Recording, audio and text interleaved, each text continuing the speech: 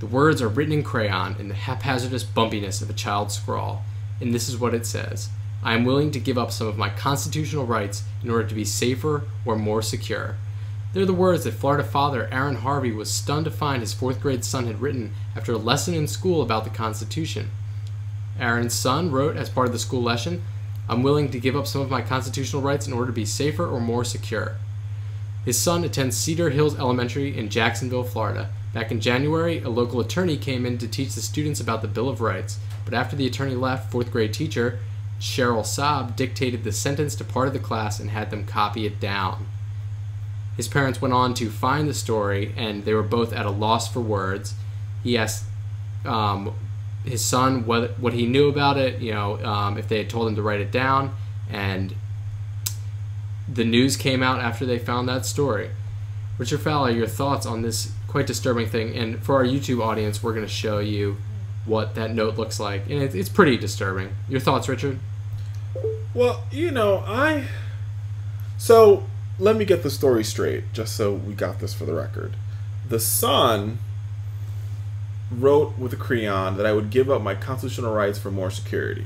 Exactly. His teacher told him to write that.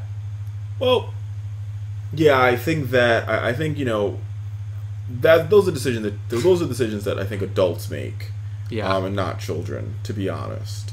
I mean, it took me a while to gather my thoughts on that one. Yeah, it's kind of a weird phrasing. And beyond the fact that that's like a pretty complicated compound sentence to no 4th graders know what that means at all. Right. I mean, I guess the lawyer did come in, so I guess you could argue. But the lawyer didn't make them write it. No, the teacher did. Teacher.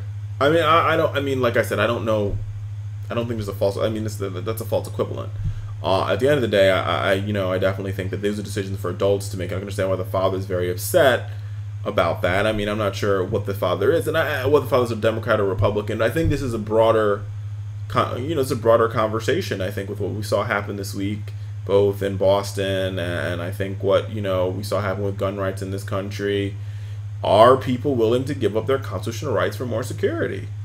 And I think it's a broader conversation. Yeah, it's a big question, and I think that's something that teachers aren't supposed to be teaching. I think, what the Constitution and the Bill of Rights really stands for, regardless of whether you're a Republican or a Democrat, is that it should be up to you to decide that. And your teacher, and in my opinion, your parents shouldn't be making that decision for you either. I hear that. I definitely hear that. I definitely hear that. It definitely makes sense to me. I mean, like I said, I see both sides of this Gucci. That's what I like to call it. Both sides of the story. You see the teacher's side?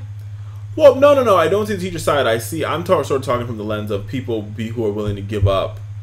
People as feeling a broader that security ought absolutely. to outweigh freedoms versus freedoms outweighing security. Yeah, I think this teacher.